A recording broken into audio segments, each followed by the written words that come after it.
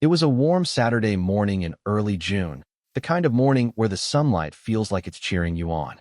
I remember waking up that day with a heart full of hope and excitement, because this was it, the big audition, the one that could change everything. Since I was 7 years old, I dreamed of being a professional drummer. Not just some guy with a drum kit in his garage. I wanted to be on stage, lights flashing, crowd screaming, the beat of my drums shaking the world. For years, I begged my parents for lessons, and finally, by age 12, I had convinced them. I practiced every day. I even joined a local teen rock band called the Fire Keys. We were young, loud, and passionate. Now I was 16, and this audition was our shot.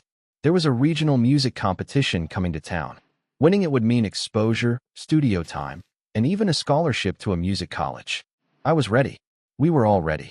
Except for my dad. Now, let me tell you something about my dad. He's a good guy, hardworking, loyal, full of dad jokes, and advice nobody asked for. But there's one thing you should know. My dad is a frustrated musician. In his youth, he had a band. They almost made it, but didn't. He never got over it. Ever since, he's lived like his big break was still around the corner. I thought he'd be proud of me that morning, excited that I was chasing the same dream. But when I came downstairs, drumsticks in hand, ready to go to the audition, I found him sitting in my spot. At the breakfast table, grinning. "Morning, champ," he said. "Guess what? I signed us up." "Us?" I blinked. "What do you mean us?" "For the competition. I entered the father-son duo category. Isn't that awesome?" I just stared. Father-son duo category? That wasn't even on my radar. I was supposed to be auditioning with my band, the Fire Keys, not doing some half-baked blues set with my dad. "But Dad, I already have an audition," I said carefully. "With my band. We've been rehearsing for weeks." He chuckled, like I had told a joke. "Don't worry. We'll be better. You and me? We've got chemistry." No, we didn't. He hadn't played seriously in years. I didn't even know he still owned a guitar. I tried to explain, to beg, to argue, but he wouldn't hear it. "You'll thank me later," he said. "This is a real opportunity." So, just like that, my dream was hijacked. When I told the band what happened, they were furious, disappointed, betrayed. We lost our audition slot. They said they understood, but it didn't matter. We all knew the band was done after that. And then came the worst part, the actual performance. Imagine a 16-year-old drummer, full of teenage rebellion, forced to smile on stage next to his middle-aged dad wearing sunglasses indoors and a leather jacket that should have stayed in the 80s. He started playing some awkward blues riff, and I just kept the beat. Angry, embarrassed, dead inside. We didn't win anything, obviously, but something strange happened after the show. My dad turned to me backstage, his eyes glassy. "You know," he said, "this was the best moment of my life. Being up there with you."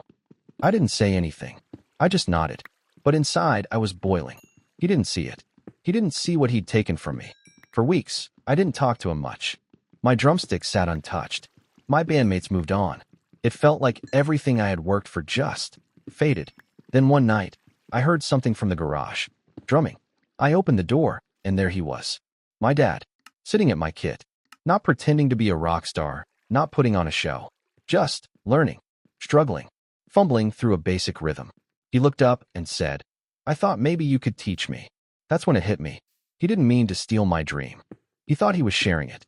In his mind, it was something we could bond over. A way for him to reconnect with his youth and his son. But he never realized he was stepping on something fragile, mine. That night, we finally had the conversation we should have had from the start.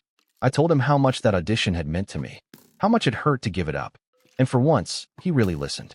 He apologized. Genuinely. Said he never meant to ruin anything. And then he asked something unexpected. "Do you think you'll audition again next year?" I shrugged. "If I can find a band." "Well," he smiled, "maybe this time. I'll just cheer from the front row." We laughed. A year later, I did audition again with a new band. And guess who drove me there, helped carry the equipment, and clapped louder than anyone? Yep, my dad. He didn't steal my dream that time. He helped me chase it.